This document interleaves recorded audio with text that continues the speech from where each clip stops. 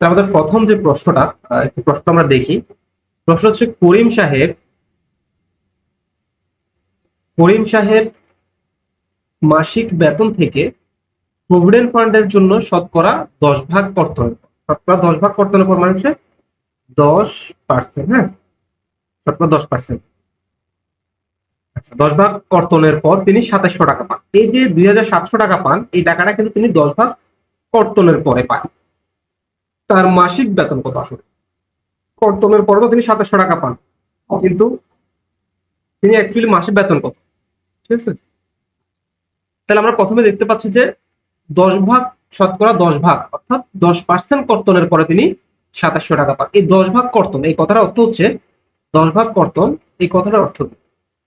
তাহলে আমরা যদি ডিটেলসে সমাধান করে আগে দেখি, 10 ভাগ কর্তন এই কথার অর্থ হচ্ছে আমার বেতন যদি 100 টাকা হয়, মূল বেতন যদি আমার 100 টাকা হয়, 10 টাকা কর্তন করবে ওখান থেকে। ঠিক আছে, তো আমার মূল বেতন যদি 100 টাকা হয়, খেয়াল করেন, মূল বেতন যদি 100 টাকা হয়, এখান থেকে যদি 10 টাকা কর্তন করে ফেলে মানে কেটে ফেলে প্রভিডেন্ট ফান্ডের জন্য 10% কাটবে বলছে না, তাহলে 10% মানে প্রতি 100 টাকা 10 টাকা করে কাটবে। তো আমার মূল বেতন যদি 100 টাকা হয়, এই মূল বেতন যদি 100 টাকা হয়, এখান থেকে যদি 10 টাকা কাটে মানে মাইনাস করে, তাহলে আমি পাবো কত? 90 টাকা। ঠিক আছে, অর্থাৎ আমার মূল বেতন যখন 100 টাকা, ভালো করে বুঝেন, আমার মূল বেতন যখন 100 টাকা, সেখানে 10% অর্থাৎ 10 টাকা প্রভিডেন্ট ফান্ডের কাটার জন্য কেটে নিবে। তারপর আমি কাটার পরে প্রভিডেন্ট ফান্ডের জন্য 10% কাটার পরে আমি পাবো কত টাকা? 90 টাকা। তার মানে আমি 90 টাকা পাবো প্রভিডেন্ট ফান্ডের জন্য 10% কাটার পরে আমি 90 টাকা পাবো। কত টাকা পাবো? 90 টাকা পাবো। কিন্তু তখন আমার মূল বেতন কত? আমার মূল বেতন হচ্ছে 100 টাকা। তার মানে আমি 10% কাটার পরে 90 টাকা বেতন পাবো, আর তখন আমার মূল বেতন হবে কত টাকা? 100 টাকা। ঠিক আছে, তাহলে আমরা লিখতে পারি এভাবে যে যেহেতু আমরা এমসিকিউর জন্য শিখতেছি, প্র্যাকটিস করতেছি, তো আমরা লেখা যতটুকু সময় কমায় লেখার ট্রাই করবো। ঠিক আছে, ছোট্ট করে যাতে লেখা যায় পরীক্ষার প্রশ্নগুলোতে, ওই হিসাবে আমরা ক্যালকুলেশন গুলো করবো। তাহলে খেয়াল করেন, আমাকে বের করতে মাসিক কত টাকা বেতন পান, বেতনটা আমাকে বের করতে হবে। তাহলে এটা ডান পাশে থাকবে, বাম পাশে আমাকে অন্য যে হিন্টসটা দেওয়া আছে, যে তথ্যটা দেওয়া আছে, ওই তথ্যটার সাহায্যে আমি আনসারটা বের করবো। তাহলে আমি 90 টাকা বেতন পাবো, 10% কাটার পর আমি 90 টাকা বেতন পাবো। এই যখন আমি 90 টাকা বেতন মানে 10% কাটার পর আমি 90, এখানে লিখবো আমরা 10% কর্তন করার পর। হ্যাঁ, 10% কর্তন, তাহলে 10% কর্তন করার পরে আমি 90 টাকা বেতন পাবো। যখন আমি 90 টাকা পাবো 10% কাটার পরে, তখন আমার মূল বেতন আসলে কত? 100 টাকা। ঠিক আছে, আচ্ছা, তাহলে আমি 1 টাকা পাবো বেতন। তাহলে যখন আমি 1 টাকা পাবো, তখন আমার মূল বেতন কত হবে? 90 টাকা বেতন পাবো, 10% কাটার পরে 90 টাকা পাবো, তখন আমার মূল বেতন 100 টাকা। এখন বেতন কাটার পরে যখন আমি 1 টাকা পাবো, অর্থাৎ 90 টাকা চেয়ে কম টাকায় চলে গেছে, 1 টাকা চলে গেছে, তখন আমার মূল বেতন কি? কমবে, যেহেতু এটা পূর্ণ সংখ্যা, এটাও পূর্ণ সংখ্যা। 90 টাকা পাবো, তখন আমার মূল বেতন 100 টাকা, তো আমি 10% কাটার পর 1 টাকা পাবো, তখন মূল বেতন আরো কমবে না? এখানে যেহেতু কমছে, এখানেও কমবে। তো কমলে কি করতে হবে? পূর্ণ সংখ্যা না এগুলো, এক, এটা পূর্ণ সংখ্যা না, কমলে ভাগ করতে হবে। তাহলে 90 হবে নিচে, আর উপর হবে 100। তাহলে 10% কতনের পর, 10% কতনের পর 2700 টাকা পাবো, তখন আমার মূল বেতন কত হবে? খেয়াল করো, যখন আমি এই লাইনটার মান বের করবো, তখন আমি এটাকে তুলনা করবো। 1 টাকা পাবো যখন মূল বেতন এত টাকা, তো 1 টাকার চেয়ে বেড়ে আমি 2700 টাকা পাবো, তাহলে মূল বেতন তখন কি বাড়বে? বাড়লে কি করতে হবে? এটা পূর্ণ সংখ্যা না, 2700টা কি পূর্ণ সংখ্যা, তার মানে বাড়লে গুণ করতে হবে। বাড়ার জন্য গুণ, আর কমার জন্য ভাগ করতে হয় পূর্ণ সংখ্যার ক্ষেত্রে। তাহলে 100 গুণ 2700। ঠিক আছে, আচ্ছা, নিচে হচ্ছে কত? 90। তাহলে আমরা যদি কাটাকাটি করি, শূন্য শূন্য কাটা। ঠিক আছে, 3 9 কত? 27। একটা শূন্য আছে, শূন্য। তাহলে উপরে থাকে 30 আর 100। তাহলে 30 আর 100 গুণ করলে কত হবে? 3000 হবে। অর্থাৎ আমার রাইট আনসার হচ্ছে কত?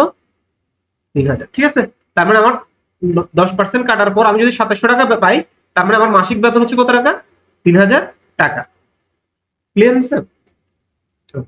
তাহলে আবার খেয়াল করেন, আমরা এই জিনিসটাকে ডিটেলসে না গিয়ে খুব মানে আর একটু শর্টকাটে কিভাবে করতে পারি, এটা তো আপনি বুঝছেন, এটা একবারে গতানুগতিক হলগুলোতে করতাম আগে। তো আমরা যেহেতু এটা বুঝছি, তাহলে আমরা পাশাপাশি আরেকটু চিন্তা করে খুব সহজে করা যায় কিনা, আরেকটু কম মানে কম সময় করা যায় কিনা এটা দেখবো। কারণ এমসিকিউটা আপনি যত দ্রুত করতে পারবেন, মানে যত সময় বাঁচাতে পারবেন, ওটা আপনার জন্য লাভ। ঠিক আছে, কারণ এখানে হচ্ছে যে এমসিকিউ পরীক্ষাগুলোতে পারাটা যেমন ইম্পর্টেন্ট, কম সময়ের মধ্যে পারাটাও ইম্পর্টেন্ট। কারণ আপনি পারেন সবগুলো, ঠিক আছে, কিন্তু সময় লাগে অনেক বেশি। হ্যাঁ, মোটামুটি অনেক সময় লাগে, তাহলে তো লাভ হবে না। আপনাকে কম সময়ের মধ্যে পারতে হবে, যত কম সময়ের মধ্যে পারবেন তত আপনার চান্স পাওয়ার সম্ভাবনা বেশি। ঠিক আছে, ওকে, আমরা প্রশ্নটা আরেকবার করি। করিম সাহেব মাসিক বেতন থেকে 10% প্রভিডেন্ট ফান্ডের জন্য কর্তনের পর 2700 টাকা পান। এই যে 2700 টাকা পান, এটা কিন্তু 10% কর্তনের পর। এখন শুরুতে তিনি একটা অ্যামাউন্ট বেতন পান, মানে তার জন্য একটা স্যালারি আছে। ওই স্যালারিটা কিন্তু 100%, খেয়াল করেন, ভালো করে বুঝুন, আমি আপনাকে সময় নিয়ে বোঝাবো, সমস্যা নেই। স্যালারিটা হচ্ছে 100%। তিনি প্রথমে যে বেতনটা পান ওই বেতনটা কিন্তু 100%, শুরুতেই কোনো কিছু কি থাকে 100% থাকে, একেবারে স্টার্টে সবকিছু 100% থাকে। এখন এই 100% থেকে কি করা হয়, এই 100% থেকে 10% কর্তন করা হয়। কি করা হয়, 10%, এই 100% বেতন থেকে তাকে 100% বেতন দেওয়া হয় না, ওখান থেকে 10% কেটে রাখা হয়। কি করা হয়, মাইনাস দিয়ে দিলাম, মাইনাস মানে হচ্ছে কি কেটে রাখা হচ্ছে এখানে, কারণ এটা তো যোগ করা হচ্ছে না, 10% বাড়ায় দিচ্ছে না, কমাই দিচ্ছে, কারণ ওইটা আপনার জন্য জমা রাখতেছে প্রভিডেন্ট ফান্ডে। তার মানে এটা মাইনাস হচ্ছে স্যালারি। তো 100% স্যালারি থেকে 10% চলে যাচ্ছে, 10% চলে যাওয়ার পর স্যালারি থাকে আর কত পার্সেন্ট, 90%। এই 90% টাকাটা তিনি পাচ্ছেন, এই 90% টাকা তিনি পাচ্ছেন। এখন এই 90% টাকা তিনি পাচ্ছেন, এই কথা হচ্ছে 10% কাটার পরে তিনি পাচ্ছেন কত টাকা, 2700 টাকা। তার মানে আর আমাদের পার্সেন্টেজ হিসেবে আমরা দেখতেছি 100% স্যালারি, এটা তার মূল বেতন, একেবারে প্রকৃত বেতন, এখান থেকে 10% কেটে ফেলতেছে, কাটার পরে তাকে দিচ্ছে 90%। তার মানে সে মাস শেষে আসলে পাচ্ছে 90% টাকাটা, মানে কাটার পরে। এখন আমাকে প্রশ্ন বলছে তিনি মাসিক বেতন কত, মানে মাসিক অ্যাকচুয়াল বেতন কত। তো মাসিক অ্যাকচুয়াল প্রকৃতপক্ষে বেতন হচ্ছে তার কত টাকা, 100% টাকা। ঠিক আছে, 100% টাকা না, সরি পার্সেন্ট, এটা 100%। আর তিনি 10% কাটার পাচ্ছেন কত পার্সেন্ট, 90%। এখন 10% কাটার পরে তিনি কত টাকা পায়, 2700 টাকা পায়। আর আমরা পার্সেন্ট হিসেবে দেখতেছি যেটা হচ্ছে 90%, তাহলে আমি বলতে পারি না এই 90% মানে হচ্ছে কত টাকা, এই 90% মানে হচ্ছে 2700 টাকা। ঠিক আছে, কারণ 10% কাটার পর আমাদের পার্সেন্টেজ হিসেবে তিনি পাচ্ছেন 90%, আর টাকার হিসেবে প্রশ্ন বলেছে 2700 টাকা পাচ্ছে, তার মানে এই 90% মানে হচ্ছে কত, 2700 টাকা। এখন আমাকে বলছে তার মাসিক বেতন কত, তার মাসিক বেতন কত, শুরুতেই বলছিলাম মাসিক বেতন স্টার্টিং এ একবারে মানে শুরুতেই কোনো কিছু কত থাকে, 100% থাকে, তার মানে তার মাসিক বেতন হচ্ছে 100%। এখন আমি যদি 100% মানটা বের করতে পারি তাহলে আমার মাসিক বেতনটা বেড়ে যাবে। তো 90% যদি 2700 টাকা হয়, এই হিসেবে 100% এর মান কত হবে সেটা আমাকে বের করতে হবে। ঠিক আছে, তাহলে খেয়াল করুন 90% হচ্ছে কত টাকা, 2700 টাকা, তাহলে 1% কত টাকা হবে, 1% হবে। আর 90% এর দাম যদি 90% এর মান যদি 2700 টাকা হয়, 1% এর মান আরো কম হবে। কম হলে কি করতে হবে, যেহেতু এগুলো পূর্ণ সংখ্যা ভাগ করতে হবে, তাহলে নিচে আসবে 90 আর উপরে যাবে কত, 2700। সুতরাং আমি কত পার্সেন্ট মান বের করবো, আমাকে বলছে তার মাসিক বেতন কত, অর্থাৎ সম্পূর্ণ বেতন কত, সম্পূর্ণ বেতন হচ্ছে 100%। তার মানে আমি 100% এর মান বের করবো, তাহলে 100% 90, তাহলে 1% যদি এত টাকা হয়, 100% এর মান আরো বেশি হবে।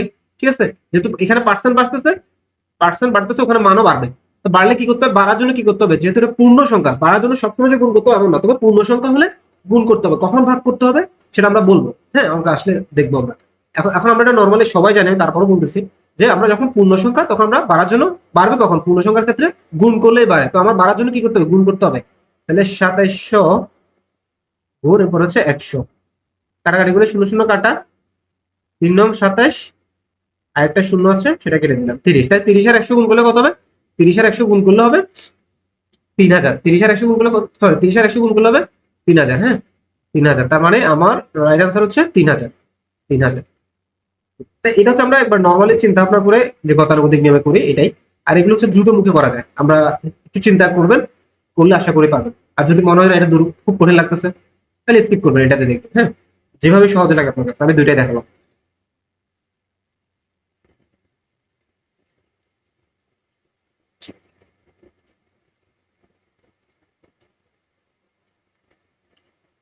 আমাদের এবার প্রশ্ন হচ্ছে কোন সংখ্যার 30% থেকে 30 বিয়োগ করলে বিয়োগফল 30 হবে। ঠিক আছে, একটু চিন্তা করি, তাহলে কোন সংখ্যার 30% থেকে 30 বিয়োগ করলে বিয়োগফল 30 হবে। আমরা কি জানি সংখ্যাটা কত, আমাদের সংখ্যাটা বের করতে হবে। তাহলে আমরা ধরে নিলাম এরকম সংখ্যা যদি হয়, তাহলে আমি ধরে নিলাম সংখ্যা হচ্ছে এক্স। নর্মালি আমরা যেভাবে চিন্তা করি সংখ্যাটা হচ্ছে এক্স। হ্যাঁ, তাহলে আমার প্রশ্ন কি বলতেছে, এক্স এর 30% থেকে, আমি সংখ্যাটা যদি এক্স ধরে নিই, তাহলে প্রশ্ন হচ্ছে এরকম যে এক্স এর 30% থেকে 30 বিয়োগ করলে বিয়োগফল 30 হবে। ঠিক আছে, যেহেতু আমরা সংখ্যাটা কি ধরছি, সংখ্যাটা আমরা এক্স ধরছি, তাহলে আমি বলবো এখানে সমাধান হচ্ছে এই যে এক্স, এই এক্স এর 30% থেকে আমি যদি 30 বিয়োগ করি, তাহলে বিয়োগফল হবে কত, 30। ঠিক আছে, আচ্ছা তাহলে এক্স এর 30%, 30% মানে কি, এক্স ইন্টু 30% মানে কোনো কিছুর পার্সেন্ট মানে হচ্ছে 100 ভাগের কত, 30% মানে 100 ভাগের 30। এই মাইনাস 30টা এই পাশে গেলে এটা প্লাস 30 হয়ে যাবে না, তাহলে এটা 60 হয়ে যাবে। ঠিক আছে, ওকে, 30 আর 30 মিলে এই মাইনাস 30টা এই পাশে গেলে প্লাস 30 হয়ে যাবে। তো প্লাস 30 আর এই 30 কত হবে, 60 হবে।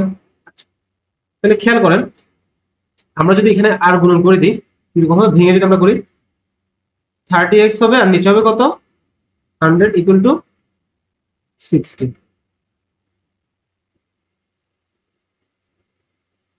আর গুণ করলে কত হবে, 30x ইকুয়াল টু 100 আর 6 গুণ করতে হবে, 100 গুণ 60। হ্যাঁ, আমরা যদি কাটাকাটি করি, 30 দিয়ে গুণা কত, 60, তাহলে 100 দিয়ে গুণা কত, 200। তার মানে আমার x এর মান আসছে কত, 200। তার মানে আমার রাইট আনসার হচ্ছে 200। আমি x ধরছিলাম না সংখ্যাটাকে, সংখ্যাটা x ধরছিলাম না, তো x এর মান 200, এই কথার অর্থ হচ্ছে সংখ্যাটা হচ্ছে 200।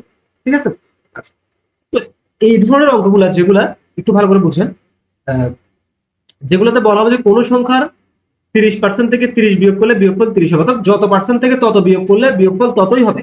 অর্থাৎ এখানে যে সংখ্যাটা দেওয়া থাকবে, এখানে যে সংখ্যাটা দেওয়া থাকবে, এখানে যে সংখ্যাটা দেওয়া থাকবে, সবগুলো যদি একই হয়, হ্যাঁ, সবগুলো যদি একই হয়, তাহলে ওই ধরনের অঙ্কগুলোর আনসার সাধারণত 200 হয়। ঠিক আছে, ক্যালকুলেশন করা ছাড়া আপনি আনসার 200 বসাতে পারবেন। যদি প্রশ্নটা এরকম হতো যে কোনো সংখ্যার, হ্যাঁ, 70% থেকে 70 বিয়োগ করলে, এখানে 70% থেকে এখানে 70 বিয়োগ করলে বিয়োগফল 70 হবে, এই ধরনের যদি বলা হতো, ঠিক আছে, অর্থাৎ পুরো সংখ্যার যত পার্সেন্ট থেকে তত বিয়োগ করলে বিয়োগফল ততই হবে, এরকম হলে প্রশ্নগুলোর আনসার সাধারণত কি হয়, 200 হয়। ঠিক আছে,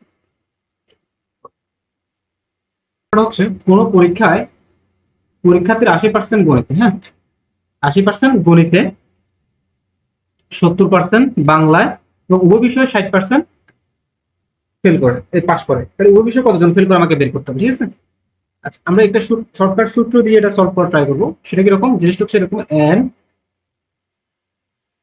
যেহেতু গণিত ম্যাথমেটিক্স, হ্যাঁ, আমরা প্রথম গণিতকে এন দিয়ে প্রকাশ করবো আর বাংলাকে বি দিয়ে প্রকাশ করবো। তাহলে এন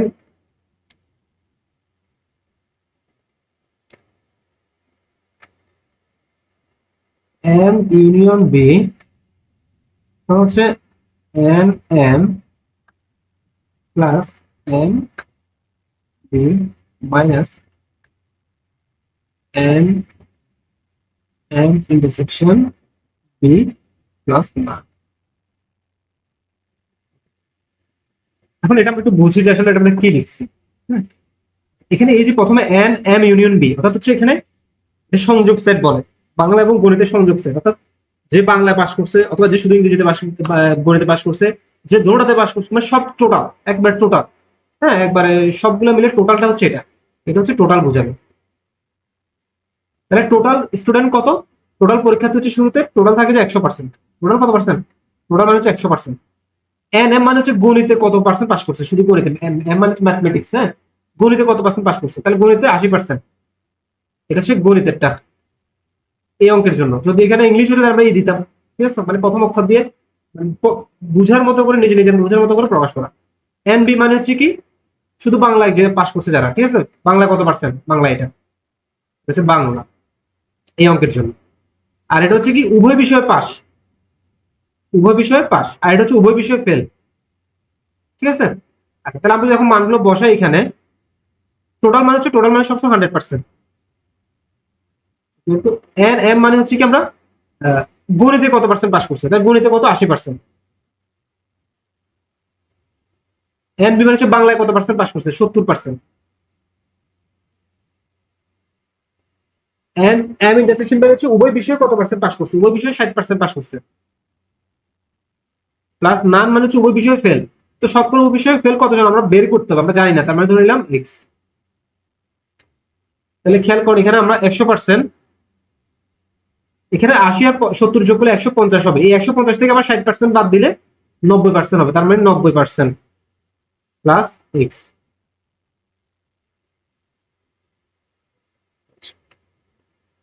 তাহলে এই 90% যদি আমি এই পাশে পাঠাই দিই, তাহলে 100% থেকে 90% গেলে 10% হবে, তার মানে এক্স এর মান আসতেছে 10%। তার মানে আমার এক্স কি ছিল, এক্স ছিল শতকরা ওই বিষয়ে ফেল, শতকরা উভয় বিষয়ে ফেল করছে কত, 10%। 10% মানে হচ্ছে কি প্রতি 100 জনে 10 জন ফেল করছে, আনসার হচ্ছে 10 জন। আচ্ছা, তাহলে আমরা যে শর্টকাটটা শিখছি এটা কিরকম, এই যে শর্টকাটটা কিরকম হবে, এটা হচ্ছে এটা, যে দুইটা বিষয়ের মধ্যে যখন আমাকে পাশ ফেলের কথা বলবে, প্রথমে হবে যে কি টোটালটা, প্রথম হবে কি টোটালটা, এটা হচ্ছে টোটাল। সিঙ্গেল বিষয়, এটা যেগুলো আমাকে এখানে গণিত আর বাংলা দিচ্ছে, হয়তো দিতে পারে গণিত আর ইংরেজি দিতে পারে, তখন এটা গণিত এটা ইংরেজি, অথবা এটা ইংরেজি এটা গণিত, দুইটা সিঙ্গেল বিষয়ের পার্সেন্ট গুলো দিতে হবে, বিয়োগ দিতে হবে, তারপর হচ্ছে উভয় বিষয়ে, ঠিক আছে, পাস, তারপর হচ্ছে না হচ্ছে উভয় বিষয়ে ফেল। এইটা অ্যাপ্লাই করে জাস্ট সাবজেক্টের প্রথম অক্ষরগুলো চেঞ্জ হবে আর কি, আমরা সবগুলো অঙ্ক সমাধান করবো। এখন এই সেম অঙ্কটা আমরা ধ্যান চিত্র দিয়ে দেখবো, ধ্যান চিত্র দিয়ে কিভাবে সহজে করতে পারি। হ্যাঁ,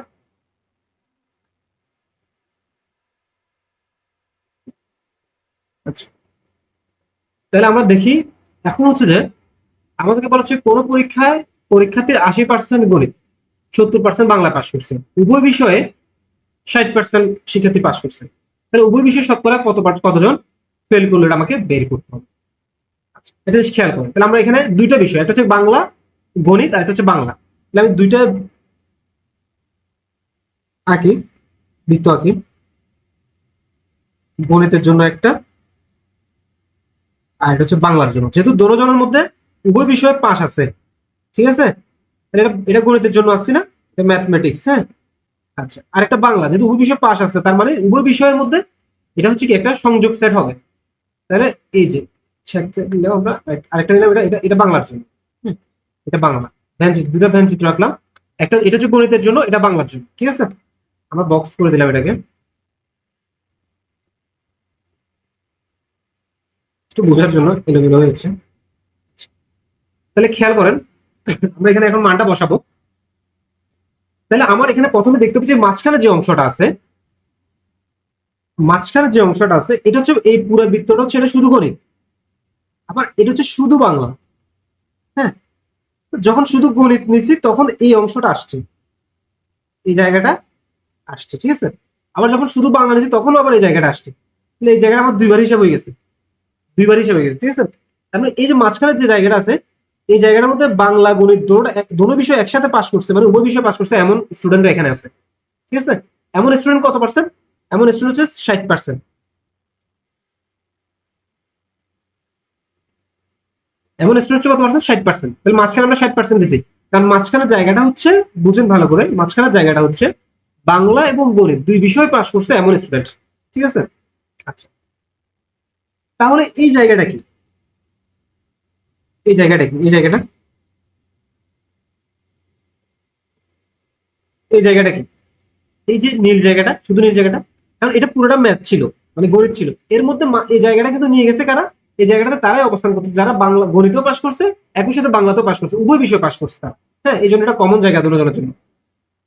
এই জায়গাটা হচ্ছে কার জন্য, তাহলে এই জায়গাটা হচ্ছে শুধু, এখানে কিন্তু বাংলা নাই, দেখেন এই জায়গাটার মধ্যে কিন্তু বাংলা নাই, এই জায়গার মধ্যে কি বাংলা আছে? বাংলা নাই, শুধু গণিত। তার মানে এই জায়গাটার মধ্যে যারা থাকবে তারা হচ্ছে কি শুধু গণিতে পাস করছে, ঠিক আছে। আচ্ছা, এই জায়গার মধ্যে যারা থাকবে তারা শুধু গণিতে পাস করছে। এখন আমাদের গণিতে পাস করছে কত পার্সেন্ট? গণিতে পাস করছে 80% স্টুডেন্ট। কত পার্সেন্ট? 80% স্টুডেন্ট গণিতে পাস করছে। এখন চিন্তা করি এই 80% স্টুডেন্টের মধ্যে কিন্তু অলরেডি 60% আমরা ধরে নিছি, কাদেরকে দিয়ে দিছি, গণিতে 80% পাস করছে, ঠিক আছে। এখন এই 80%-এর মধ্যে কিন্তু দুইটা অংশ, 60% কিন্তু গণিতের সাথে সাথে বাংলাতেও পাস করছে, তার মানে তারাও কিন্তু এই 80%-এর মধ্যে আছে। যে 60% উভয় বিষয়ে পাস করছে, মানে গণিতেও পাস করছে বাংলাও পাস করছে, ওই 60% কিন্তু এই 80%-এর মধ্যে আছে। তার মানে 80%-এর মধ্যে 60% স্টুডেন্ট গণিতেও পাস করছে এবং বাংলাতেও পাস করছে, তার মানে এরা 60%। আর বাকি থাকে কত? 20%। এই 20% কারা? এই 20% হচ্ছে শুধু গণিতে পাস করছে এরা। এরা কি করছে? এই 20% শুধু গণিতে পাস করছে। ভালো করে বুঝেন, এবার 20% কি শুধু গণিতে পাস করছে, 60% গণিতের পাশাপাশি বাংলাতেও পাস করছে। এই জন্য আমি এই যে 80% কিন্তু আপনি এখানে লিখতে পারবো না, কেন পারবো না? কারণ 80% গণিতে পাস করছে, ঠিক আছে, কিন্তু এই 80%-এর মধ্যে 60% কিন্তু ওই স্টুডেন্ট গুলা যারা গণিতের সাথে সাথে বাংলাতেও পাস করছে, তার মানে তাদেরও তো আমি এখানে লিখে ফেলছি। তার মানে 80 থেকে ওই 60% বাদ দিব, ওই বিষয়ে পাস করছে ওদেরকে বাদ দিলে বাকি থাকে 20%। এই 20% শুধু গণিত পাস করছে। শুধু গণিত কারা? এই জায়গাটা, এই জায়গাটা হচ্ছে শুধু গণিত, ঠিক আছে, এই জায়গাটা হচ্ছে শুধু গণিত, যে 20%। এখানে কিন্তু বাংলা নেই, বাংলা পাস করছে এমন না, শুধু গণিত পাস করছে। আচ্ছা, আর এই জায়গাটা কার হবে? তাহলে এই জায়গাটা কারো হবে, এই জায়গাটা কারো হবে, এই জায়গাটা হবে এখান থেকে, এই জায়গাটা হবে, এই জায়গাটাতে কারা আছে? এই জায়গাটাতে আছে শুধু বাংলা। তাহলে বাংলা কত পার্সেন্ট পাস করছে? 70%। বাংলা 70% পাস করছে, ঠিক আছে, 70% পাস করছে, এটা ঠিক আছে, কিন্তু এটার মধ্যে তো দুটো অংশ আছে। একটা অংশ তো বাংলার সাথে সাথে গণিত পাস করছে, তারা উভয় বিষয় পাস করছে, তাদের কিন্তু আমরা অলরেডি 60% লিখে ফেলছি। তার মানে এই 70%-এর মধ্যে 60% হচ্ছে ওই স্টুডেন্টরা যারা বাংলাও পাস করছে, গণিত পাস করছে। তাহলে শুধু বাংলা পাস করছে কারা? তাহলে 70% থেকে 60% যারা উভয় বিষয় পাস করছে তাদেরকে বাদ দিলে বাকি থাকে 10%। এই 10% হচ্ছে শুধু বাংলা পাস করছে, তার মানে এই 10% হচ্ছে এখানে। ঠিক আছে, তাহলে এখন খেয়াল করেন আমার টোটাল স্টুডেন্ট কিন্তু কত পার্সেন্ট, টোটাল স্টুডেন্ট আমরা জানি না, তার মানে হচ্ছে 100%। শুরুতে স্টুডেন্ট, টোটাল স্টুডেন্ট সবসময় কি থাকে 100%, মানে টোটাল কোনো কিছু 100% থাকে, এই 100% আমরা ভাগ করে করে কমে, তাহলে টোটাল হচ্ছে 100%। এর মধ্যে বৃত্তর মধ্যে এই যে অংশটা, এই অংশটার মধ্যে যারা থাকে তারা হচ্ছে শুধু গণিত, এই অংশের মধ্যে যারা আছে তারা হচ্ছে গণিত এবং বাংলা উভয়টা, আর এই অংশের মধ্যে যারা তারা শুধু বাংলা, তার মানে পাস করছে, পাস, এগুলো পাশের হিসাব। ঠিক আছে, আর বৃত্তের বাইরে, এই বাইরে যে জায়গাটা আছে এটাতে যারা থাকবে তারা হচ্ছে কি ফেল, তারা হচ্ছে কি ফেল করছে, এরকম। ঠিক আছে, আচ্ছা খেয়াল করুন তো 20% টোটাল হচ্ছে আমার কত পার্সেন্ট, টোটাল হচ্ছে আমার 100%, ভালো করে বুঝেন, টোটাল হচ্ছে আমার 100%, 100%। হ্যাঁ, এখান থেকে এই 100% থেকে পাস করছে কারা কারা, আমি তাদেরকে বাদ দিলে বাকি যেটা আসবে সেটা হচ্ছে উভয় বিষয়ে ফেল। এর মধ্যে পাস করছে কারা কারা দেখেন, পাস করছে 20% পাস করছে গণিতে, 60% উভয় বিষয়ে, 10% শুধু বাংলা। ঠিক আছে, 20% শুধু গণিতে, 60% উভয় বিষয় পাস করছে, 10% শুধু বাংলা পাস করছে।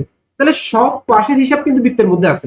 এখন সব পাশের হিসাব আমি মোট থেকে যদি, এই মোট 100% থেকে যদি সব পাশের হিসাব বাদ দিয়ে দিই, বাকি যেটা থাকবে সেটা হচ্ছে ফেলের হিসাব, মানে টোটাল ফেল, সে সব বিষয় ফেল করছে। তাহলে এখানে 20% আর 60%, 80% আর 10% 90%, তার মানে দুটো বিষয়ে অন্তত এক বিষয়ে পাস করছে, এরকম টোটাল পাশের স্টুডেন্ট কত পার্সেন্ট, 90%। 90%, তাহলে টোটাল স্টুডেন্ট ছিল 100%, তার থেকে পাস করছে 90%, আর বাকি যে 10% এই বিষয় হচ্ছে ফেল, উভয় বিষয়ে ফেল, তার মানে উভয় বিষয়ে ফেল করছে কত পার্সেন্ট, 10%, মানে 100-তে 100-তে 10 জন। মানে এই ভ্যান চিত্র দিয়ে আমরা বুঝতে পারলে খুব সহজে কি করতে পারবো, কোনো সূত্র মনে রাখা ছাড়াই আমরা কি অঙ্কগুলো করতে পারবো। তো আপনার ভ্যান চিত্রটা দেখবেন, এটা কঠিন কিছু না, আমাদের হচ্ছে বুঝে রাখা, বুঝার চেষ্টা করা তো ভালো। ঠিক আছে, একটু চেষ্টা করতে হবে। আমাদের এবার প্রশ্নটা হচ্ছে একটি সংখ্যা থেকে সংখ্যাটি, হ্যাঁ, 40% বিয়োগ করলে বিয়োগফল 30 থাকে, সংখ্যাটি কত? প্রশ্নটা হচ্ছে এরকম যে একটি সংখ্যা থেকে সংখ্যাটি 30% বিয়োগ করলে বিয়োগ 30 থাকে, হ্যাঁ, মানে বিয়োগ করলে 30 থাকে, মানে বিয়োগফল 30, সংখ্যাটি কত? আমরা ধরলাম সংখ্যাটা হচ্ছে এক্স, সংখ্যাটি কত, আমরা ধরে নিলাম সংখ্যাটা হচ্ছে এক্স, তার মানে এই এক্স থেকে, এই এক্স থেকে, মানে এই সংখ্যাটা থেকে, একটি সংখ্যা থেকে সংখ্যাটা 40% বিয়োগ করলে, তাহলে এক্স থেকে এক্স এর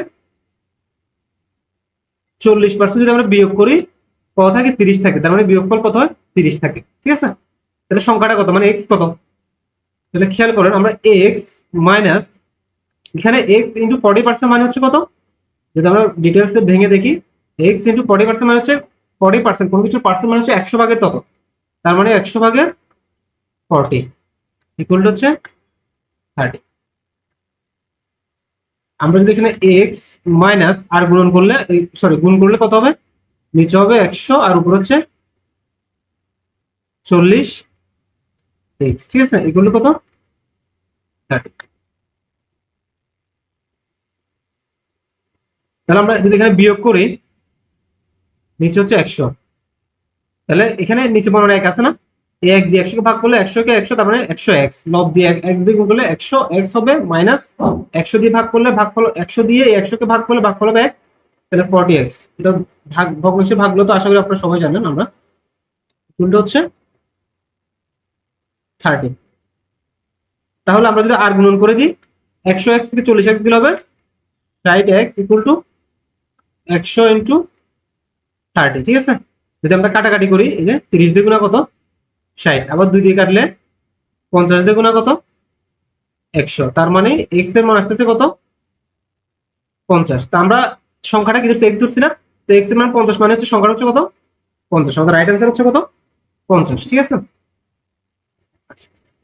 তাহলে আমরা এই অঙ্কটা আগে আমরা গতানুগতিক ভাবে সমীকরণ ধরে কিভাবে সমাধান করতে হয় এটা দেখলাম। ঠিক আছে, এখন সমীকরণ ধরে সমাধান করতে গিয়ে আমরা দেখতেছি যে আমাদের একটু সময় বেশি লাগে, হ্যাঁ, ক্যালকুলেশন গুলো একটু সময় লাগে।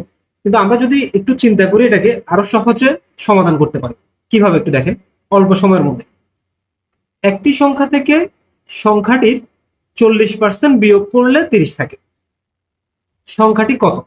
আচ্ছা, কোনো কিছু শুরুতে কত পার্সেন্ট থাকে বলতো? কোনো কিছু শুরুতে থাকে 100%। শুরুতে কত থাকে? 100% থাকে। হ্যাঁ, কোনো কিছু শুরুতে 100% থাকে, তার মানে সংখ্যাটা হচ্ছে 100%। সংখ্যাটা কত? 100%। সংখ্যাটা হচ্ছে 100%, 100%। হ্যাঁ, এখন এই 100% থেকে, তাহলে এই 100% নিশ্চয়ই একটা কি আছে? মান আছে। 100% একটা মান আছে, ঠিক আছে? 100% মানে কত? সংখ্যাটা তো 100% বলতে তো আমরা পার্সেন্ট হিসেব করতেছি, কিন্তু সংখ্যাটা হতে পারে 500, 600, 30, 50, যাই হোক না কেন, একটা মান। এই 100% একটা মান আছে, তাহলে সংখ্যাটা হচ্ছে 100%। এই 100% থেকে আমরা কি করছি? এই 100% থেকে আমরা 40% বিয়োগ করছি। কি কত পার্সেন্ট? 40% বিয়োগ করছি। এটা দ্বারা মাইনাস দ্বারা বলছি আমরা বিয়োগ করছি। এই যে বলছে একটি সংখ্যাকে আমি 100% ধরছি শুরুতে। এখন এই সংখ্যাটা থেকে, 100% সংখ্যা থেকে সংখ্যাটির 40% বিয়োগ করলাম, তাহলে 100% থেকে যদি আমি ওই সংখ্যাটা 40% বিয়োগ করি, বাকি থাকে কত পার্সেন্ট? এই 100% থেকে 40% বাদ দেওয়ার পরে বাকি থাকে 60%। বাকি থাকে 60%। তাহলে এই 100% সংখ্যাটা যে মান, ওখান থেকে আমি 40% এর একটা মান বাদ দিছি। বাদ দেওয়ার পরে আমি একটা মান পাইছি, ঠিক আছে? সেই মানটা কত? খেয়াল করেন, 100% যে ছিল মান, ওই মান থেকে আমি 40% বাদ দিয়ে দিছি। বাদ দেওয়ার পরে বিয়োগফল কত পাইছি? 30 পাইছি। কত? 30 পাইছি। এখন হিসাব করেন, আমি 100, তাহলে এই যে 100% থেকে 40% বাদ দেওয়ার পরে, মানে আমি সংখ্যাটা 4 থেকে 40% বাদ দেওয়ার পর, বিয়োগ দেওয়ার পরে আমি বিয়োগফল পাইছি কত? 30।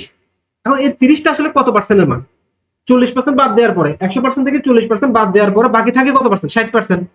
100% থেকে 40% বিয়োগ দেওয়ার পরে বিয়োগফল থাকে কত পার্সেন্ট? 60%। আর আমার প্রশ্নে বিয়োগফল দেওয়া আছে কত? 30। তার মানে এই 30টা হচ্ছে কার মান? 60% এর মান। 30টা হচ্ছে কার মান? 60% এর মান। অর্থাৎ 60% মানে হচ্ছে 30। তাহলে আমরা বলতে পারি 60% মানে হচ্ছে কত? 30। এখন 60% যদি 30 হয়, আমাকে বলতে সংখ্যাটি কত বের করতে, মানে সংখ্যাটি হচ্ছে কত পার্সেন্ট? 100%। তো 60% এর মান যদি 30 হয়, 100% মান বের করতে পারলে আমার আনসারটা হয়ে যাবে। তো 60% 30 হলে 1% কত? 1% আরো কম হবে। কম হলে কি করতে হবে? পূর্ণ সংখ্যার ক্ষেত্রে ভাগ করতে হবে। তাহলে 30 উপরে থাকবে, 60 নিচে আসবে। তাহলে সুতরাং আমার উদ্দেশ্য হচ্ছে 100% এর মান বের করা। তাহলে 100% কি হবে? 1% মানে এত হলে 100%, 100% মানে 1% থেকে বেশি, তার মানে আর মানও আরো বেশি হবে। তো বেশির জন্য কি করতে হবে? গুণ করতে হবে। তাহলে 30 গুণ 100, আর নিচে হচ্ছে কত? নিচে হচ্ছে 60। তাহলে দেখেন 30 দিয়ে গুণা 60, 50 দিয়ে গুণা 100। তার মানে আমার এই 100% এর মান কত আসছে একটু দেখেন তো? 50 আসছে। তো 100% মানে কি? সংখ্যাটা। তার মানে আমাকে সংখ্যাটা বের করতে বলছে। সংখ্যাটা 100%, আর এই 100% এর মান 50। এই কথার অর্থ হচ্ছে সংখ্যাটা হচ্ছে 50। তাহলে আমরা আগের যে অঙ্কটা, হ্যাঁ সরি, এই অঙ্কটা আমরা আগে যেভাবে সমাধান করছিলাম, একেবারে সমীকরণ ধরে ধরে, ওই জিনিসটা আমাদের জন্য সহজ, কিন্তু হ্যাঁ খুবই সহজ, কিন্তু অনেক সময়ের ব্যাপার। এখন আমরা যেভাবে করলাম এটাও সহজ, বুঝতে পারলে এটাও সহজ, কিন্তু এটা করতে এত সময় লাগবে না। জাস্ট মুখে মুখে হিসেব করে ক্যালকুলেশন গুলো করা যাবে। এগুলো আমি বোঝানোর জন্য হয়তো লিখছি, কিন্তু আপনি বুঝতে পারলে খুব সহজে কি করা যাবে। তাহলে এবার প্রশ্ন হচ্ছে, যদি তেলের মূল্য 25% বৃদ্ধি পায়, 25% বৃদ্ধি পায়, তবে তেলের ব্যবহার শতকরা কত কমালে তেল বাবদ ব্যয় বৃদ্ধি পাবে? এখন আপনি আহ, প্রত্যেক মাসে যে পরিমাণ টাকার তেল ব্যবহার করেন বাসায়, ঠিক আছে? এখন তেলের দাম যদি সামনের মাস থেকে বেড়ে যায়, তাহলে আপনি সেই পরিমাণ তেল যদি আপনি ব্যবহার করেন, তাহলে আপনার খরচ বাড়বে। যেহেতু তেলের দাম বেড়ে গেছে, ব্যবহার তো আপনি কমাতে পারতেছেন না, কিন্তু আপনি চাচ্ছেন যে আপনার ব্যয় আগের মতোই রাখতে। দাম বাড়ার পরও আপনি চাচ্ছেন যে আপনার তেলের ব্যয়, তেলের জন্য মাসিক যে ব্যয়টা আপনি করেন, ওই ব্যয়টা আগের মতো রাখতে। তাহলে আপনার সামনে অপশন আছে কি? ব্যবহার কমাই দিতে হবে। আগে যেখানে আপনি 1 লিটার ইউজ করতেন, সেখানে আপনার কিছু কম ইউজ করতে হবে। এখন আপনি 25% দাম বাড়ার কারণে, স্পেসিফিক 25% দাম নির্দিষ্ট করে বাড়ার কারণে, আপনি ঠিক নির্দিষ্ট কতটুকু তেল ব্যবহার কমাই দিলে আপনার ব্যয় বৃদ্ধি পাবে না, আগের মতোই থাকবে। এখন এই জিনিসটা সহজে বোঝার জন্য আমরা একটু চিন্তা করে দেখেন। আমি আগে 100 টাকার তেল ব্যবহার করতাম, ঠিক আছে? ধরুন আমরা আগে 100 টাকার তেল ব্যবহার করতাম পুরো মাসে। হুম, একটা সময় ধরলে হবে। 100 টাকার তেল ব্যবহার করতাম। এখন আমার ওই 100 টাকার তেল আমি যদি আগামী মাসে ব্যবহার, সেম মানে 100 টাকা আমি আগে যে তেল পাইতাম, মানে এক মাসে আমার যতটুকু তেল খরচ হতো, ওই তেলটার জন্য আমার 100 টাকা খরচ হতো, ব্যয় হতো মাসে। কিন্তু সামনের মাস থেকে 100 টাকায় হবে না। কেন হবে না? কারণ তেলের দাম 25% বেড়ে গেছে। কতটুকু বাড়ছে? 25% বাড়ছে। আমি প্লাস দিয়ে বুঝালাম যে এখানে বাড়ছে, হ্যাঁ, তার মানে আমার আরো 25% দাম বাড়ছে। তাহলে 100 টাকায় 25% বাড়ছে, এই কথার অর্থ হচ্ছে 100 টাকায় 25 টাকা বেড়ে গেছে। তার মানে আমার আগামী মাস থেকে তেলের ব্যবহার সেম সম পরিমাণ তেল যদি আমি ব্যবহার করি, এই মাসে যতটুকু ব্যবহার করছি, আগামী মাস থেকে যদি আমি ওই তেলটুকু ব্যবহার করি, তাহলে আমার আর 100 টাকায় হবে না, আমাকে খরচ করতে হবে 125 টাকা, কারণ 100 টাকায় আমার অলরেডি 25 টাকা বেড়ে গেছে। ঠিক আছে, কিন্তু আমি চাচ্ছি যে আমি ব্যবহার কমাই দিব। ঠিক আছে, আমি ব্যবহার কমাই দিব, খরচ কিন্তু আমি আগামী মাসে 100 টাকায় করবো। কতটুকু? 100 টাকায় করবো। তো এখন আমি যদি 100 টাকায় করতে চাই, তাহলে কিন্তু আমাকে তেলের ব্যবহার কমাতে হবে, কারণ আমি যদি সেম সম পরিমাণ তেল ইউজ করি, আমার 125 টাকায় লাগবে, কারণ 25 টাকা দাম বেড়ে গেছে। এখন আমি যদি খরচ সেম রাখতে চাই, তাহলে আমাকে ব্যবহার কমাই দিতে হবে, যেহেতু দাম বাড়ছে। আচ্ছা, তাহলে এখন ব্যবহার কতটুকু কমাইতে হবে? খেয়াল করেন, আমার তেলের জন্য খরচ হতো 100 টাকা, আর এখন লাগবে 125 টাকা।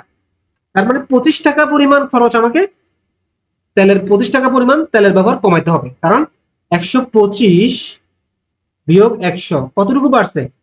25 টাকা বাড়ছে। তার মানে 25 টাকা পরিমাণ তেলের খরচ আমাকে কমাইতে হবে। তার মানে 125 টাকায় 25 টাকা কমাইতে হবে, কারণ আমাকে, আমি তো খরচ 100 টাকায় রাখতে যাচ্ছি, খরচ 100 টাকায় রাখতে। আপনি কি এই 100 টাকার উপর 25 টাকা কমাবেন, নাকি 125 টাকার উপর 25 টাকা কমাবেন? 100 টাকার উপর 25 টাকা কমালে তো সেটা 75 টাকা চলে আসবে।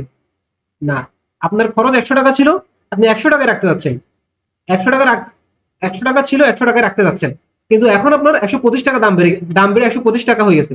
এখন আপনি খরচ 100 টাকায় রাখতে চাইলে এই 125 টাকায় আপনাকে 25 টাকা পরিমাণ তেল কম খরচ করতে হবে, তাইলে আপনি আগের 100 টাকাতে থাকবেন। ঠিক আছে, তার মানে আমাকে 125 টাকায় 125 টাকায় তেলের ব্যবহার কমাতে হবে কত টাকা? 25 টাকা। হ্যাঁ, যদি 125 টাকার মধ্যে আমি তেলের ব্যবহার 25 টাকা কমাতে পারি, মানে 25 টাকা পরিমাণ তেল কমাতে পারি, তাহলে আমার 100 টাকায় থাকবে, মানে 100 টাকায় পাবো আমি। ঠিক আছে, 100 টাকায় খরচ করবো, এর বেশি খরচ করতে হবে না। যদি 25 টাকা আমি খরচ কমাতে পারি, তার মানে আমাকে এই 25 টাকা যে খরচ কমাতে হবে, সেটা কি 100 টাকায় কমাতে হবে, নাকি 125 টাকা কমাতে হবে?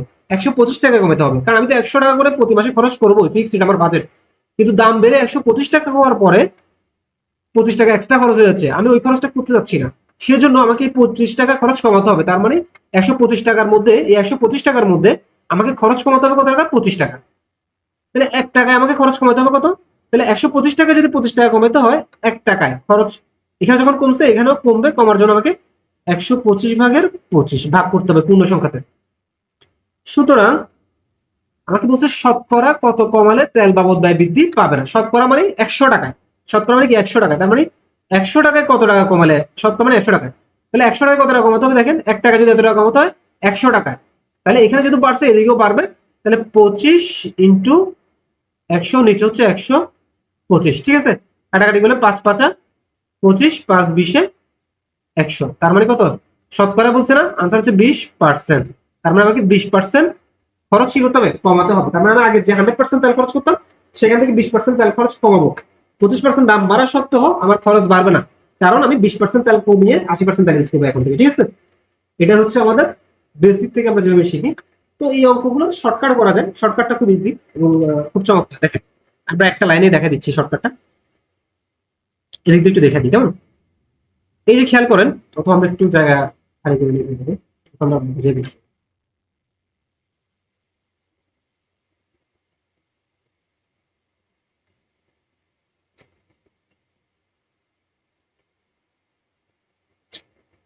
তাহলে খেয়াল করেন, এই যে আমাকে যখন বলবে তেলের মূল্য বা চালের মূল্য বা চিনির মূল্য যেভাবেই আসুক না কেন, এত পার্সেন্ট বৃদ্ধি পেলে সব ব্যবহার শতকরা কত কমালে ব্যয় বৃদ্ধি পাবে না, এভাবে আসতে পারে।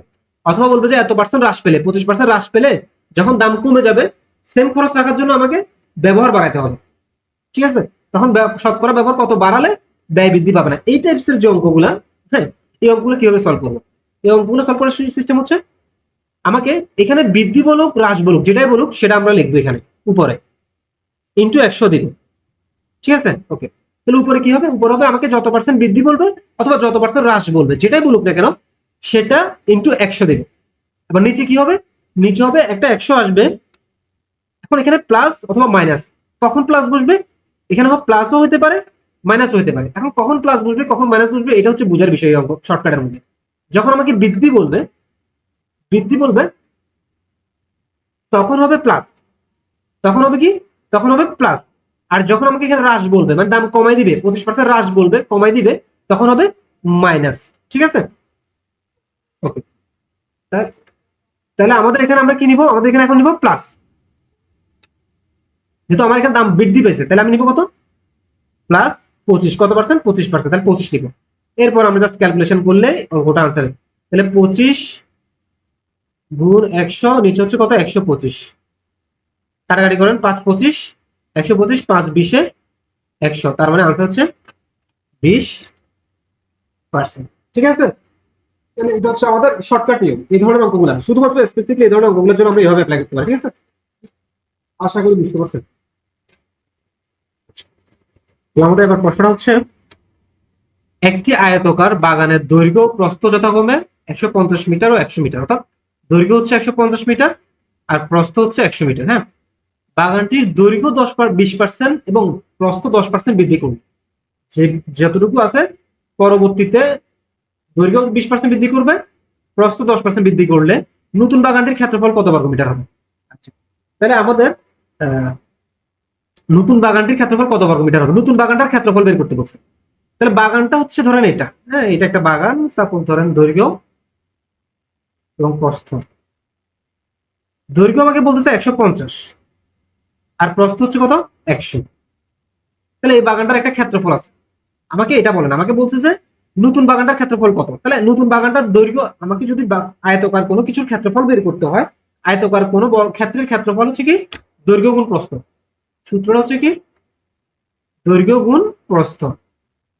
ঠিক আছে, ক্ষেত্রফল, ক্ষেত্রফল হচ্ছে দৈর্ঘ্য গুণ প্রস্থ, তার মানে আমাকে দৈর্ঘ্য ইনটু প্রস্থ জানতে হবে, তাইলে আমি ক্ষেত্রফলটা বের করতে পারবো। ঠিক আছে, তাহলে নতুন, আমি তো প্রাথমিক অবস্থায় বাগানটার দৈর্ঘ্য প্রস্থ জানি, কিন্তু বাগানটার দৈর্ঘ্য এবং প্রস্থ বৃদ্ধি করা হয়েছে, দৈর্ঘ্য 20% বাড়াইছে। তাহলে আগে ছিল 150, আগে ছিল কত, 150, এই 150-এর 20% যদি বাড়ায় তাহলে 150 তো থাকবেই, 150 তো থাকবেই, সেই সাথে যোগ হবে আরো কত, 150-এর 20%।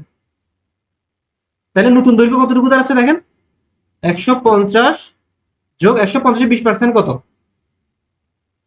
আমরা জানি 150 ইন্টু 20% মানে 100/20, 100/20। ঠিক আছে, তাহলে আমরা যদি কাটাকাটি করি, 0 0 কাটা, 0 0 কাটা, 15 × 30, তার মানে 150 যোগ 30 সমান হচ্ছে 180। তার মানে আমার নতুন দৈর্ঘ্যটা এখন 20, মানে 150 তো আগে ছিল দৈর্ঘ্য, কিন্তু 20% বাড়ানোর কারণে কত হয়েছে, 180 হয়েছে। ঠিক আছে, দৈর্ঘ্য কতটুকু হয়েছে, এখন নতুন দৈর্ঘ্য কতটুকু বাগানটার নতুন দৈর্ঘ্য হচ্ছে এই 180 মিটার। আচ্ছা, সেম একইভাবে প্রস্থ বাড়ানো হয়েছে না, প্রস্থ কি করা হয়েছে, আগে ছিল 100 মিটার, এখন 10% বৃদ্ধি করছে। তো 100-এর 10% কত, খেয়াল করুন তো, 10% বাড়াচ্ছে না, 100-এর 10% কত, 100-এর 10% আমরা যদি ভাঙি লিখি 10%, 10% মানে 100/10, 100 কাটা থাকে 10, অর্থাৎ 100-এর 10% মানে হচ্ছে 10। 10% বাড়ানোর পরে কি হবে, আগে ছিল 100, এখন বাড়াইছে আরো কত, 10, 10% বাড়ানো মানে 10%। তাহলে নতুন কত, নতুন প্রস্থ হচ্ছে 110 মিটার, 110 মিটার। তাহলে নতুন দৈর্ঘ্য হচ্ছে কত, নতুন দৈর্ঘ্য হচ্ছে 180 মিটার, 180 মিটার, আর নতুন প্রস্থ হচ্ছে 110 মিটার। তাহলে আমাকে নতুন বাগানটার ক্ষেত্রফল কত, তাহলে ক্ষেত্রফল মানে কি, নতুন বাগানের ক্ষেত্রফল বের করতে হলে নতুন দৈর্ঘ্য গুণ নতুন প্রস্থ, তো নতুন দৈর্ঘ্য কত, 180, নতুন প্রস্থ কত, 110, তাহলে ক্ষেত্রফল মানে কত হবে, 180 গুণ 110, তাহলে 180 × 110 গুণ করলে গুণফল কত, তাহলে দুজনকে আমরা যদি গুণ করি, গুণফল হবে 19,800, কত, 19,800, তার মানে রাইট আনসার হচ্ছে 19,800। ঠিক আছে।